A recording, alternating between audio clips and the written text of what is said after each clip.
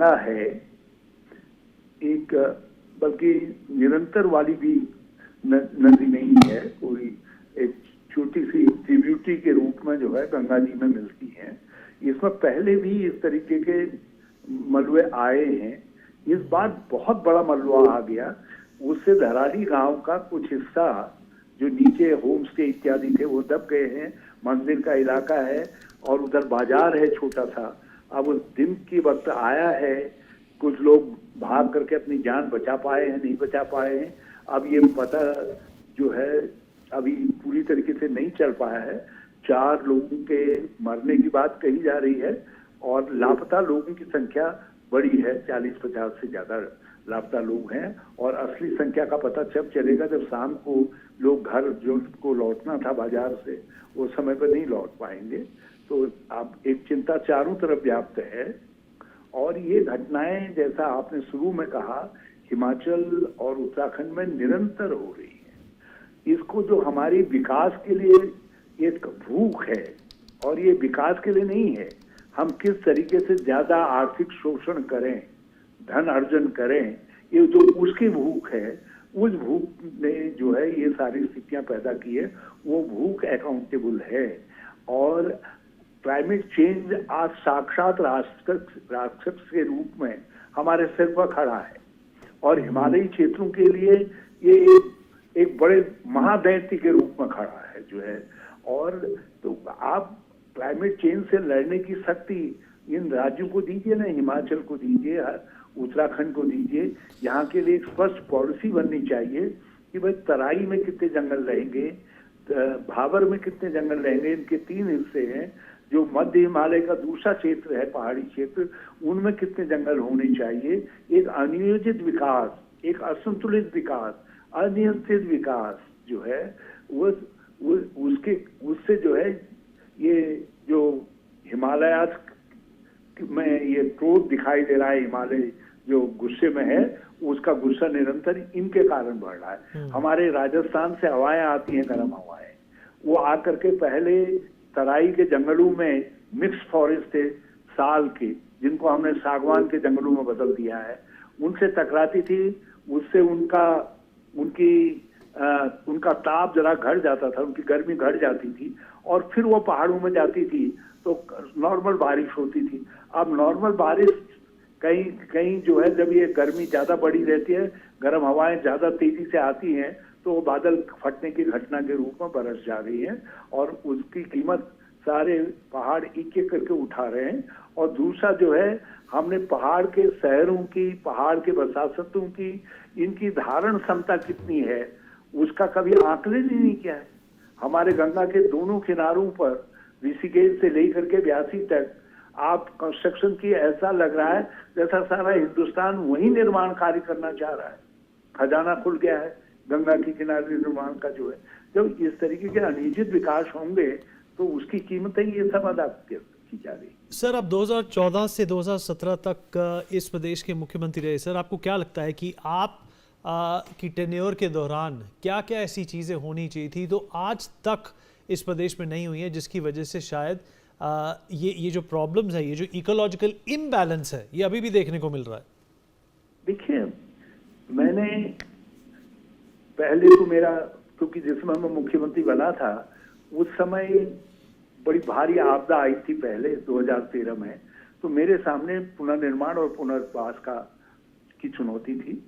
तो 1-1.5 साल मुझको और मेरी सरकार को उस काम में लगा।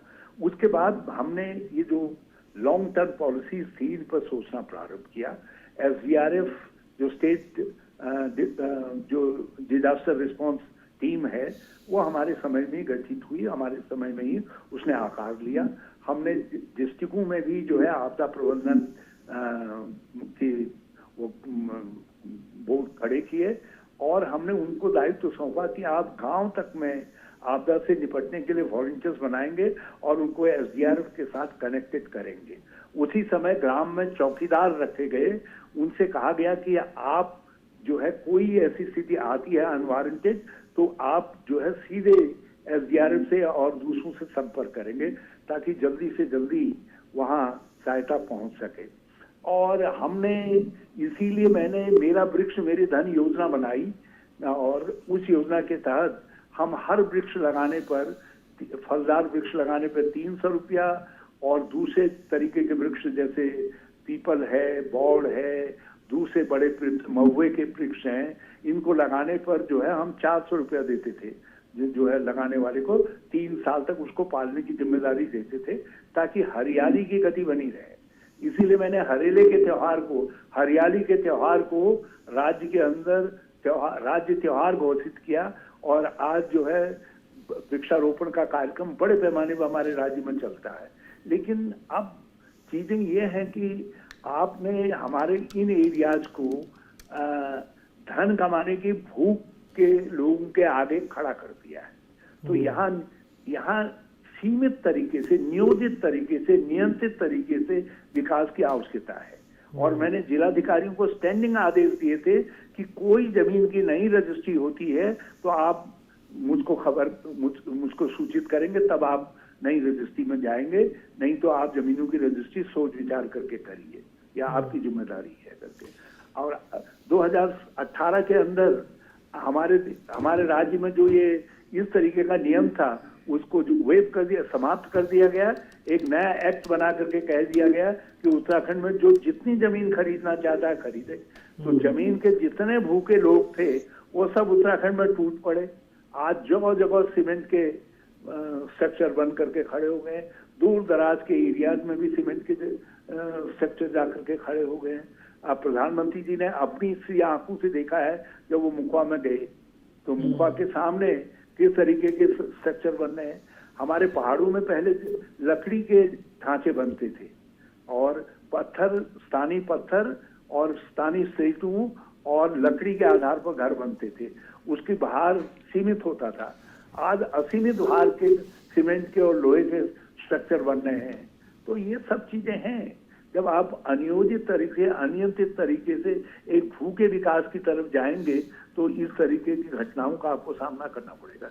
इट रिक्वायर्स नेशनल पॉलिसी, और नेशनल, जब तक देश की सरकार, केंद्र सरकार नेशनल पॉलिसी नहीं बनाएगी राज्यों से बातचीत करके, क्योंकि राज्यों की क्षमता इतनी नहीं है कि वो अकेले इस स्थिति को बदल सकें या इसका सामना कर सकें। तो उनके साथ केंद्र सरकार को आना पड़ेगा।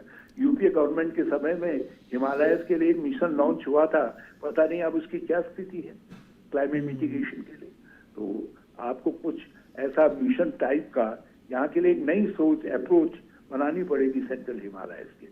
सर, उच्च न्यायालय ने भी अभी हिमाचल प्रदेश की सरकार को फटकार लगाई थी कि अगर इसी तरीके से इस राज्य को नुकसान होता रहा और ऐसे ही बगैर प्लानिंग के काम चलता रहा तो ये प्रदेश शायद नक्शे से ही मिट जाए। क्या यही बात उत्तराखंड के लिए भी कही जा सकती है? बिल्कुल कही जा सकती है। जो उनके लिए ठीक है वो हमारे लिए भी ठीक है। लेकिन अब मुश्किल यह है कि फटकार उस गवर्नमेंट को लगी जिसके समय में ये सब नहीं हुआ। झेलने के लिए कोई और गवर्नमेंट आई है। अब आज जो कुछ हो रहा है, जैसे 8-10 साल में जिस तरीके से अंधाधुंध स्ट्रक्चर्स बन रहे हैं, बड़ी बड़ी अट्टालिकाएं बन रही हैं। आप ऋषिकेश से ब्यासी तक जाइए, गंगा के किनारे 6-6 मंजिले बड़ी इमारतों वाले होटल्स बन गए हैं। किससे रोना जो है। मैंने गंगा सम्मान यात्रा निकाली थी इसके विरोध में, लोगों के जन जागृति के लिए। हम और क्या कर सकते हैं, मगर जब खुली बाहों से जमीनें खरीदने वालों को आप आमंत्रित करेंगे हिमालयस के अंदर, तो यही होगा। इसीलिए हिमालयस की मिट्टी और प्रकृति दोनों को बचाने की जरूरत है, और वहां के लोगों को भी बचाने की जरूरत है। ये तीनों एक दूसरे के साथ इंटीग्रेटेड हैं। तो आप मिट्टी को नहीं बचाएंगे तो पर्यावरण कहाँ से बचेगा। मिट्टी में तो जंगल लगेंगे। मैंने इसीलिए कहा ना कि मैंने 3 पॉलिसीज बनाई थी। एक तो ये मेरा वृक्ष मेरा धन योजना, दूसरा मैंने जल बोनस की नीति बनाई, और तीसरा आजीविका के लिए बहुत सारे मैंने छोटी छोटी चीजों को, जो स्थानीय उपज थे उनको बोनस देने की नीति अपनाई, ताकि लोग जो है अपनी स्थानीय आजीविकाएं अपनी खेती से उत्पादित करने का काम करें। अब हमको आप दूसरी तरफ ले जाएंगे, जो दिशा हमारी होनी चाहिए थी विकास की, उस दिशा को बदल देंगे, और हमको हमको धन कमाने के भूखे लोगों के आगे छोड़ देंगे तो हिमालय का यही हाल होगा जो आज हो रहा है। For more such videos, subscribe to the NewsX YouTube channel, hit the bell icon.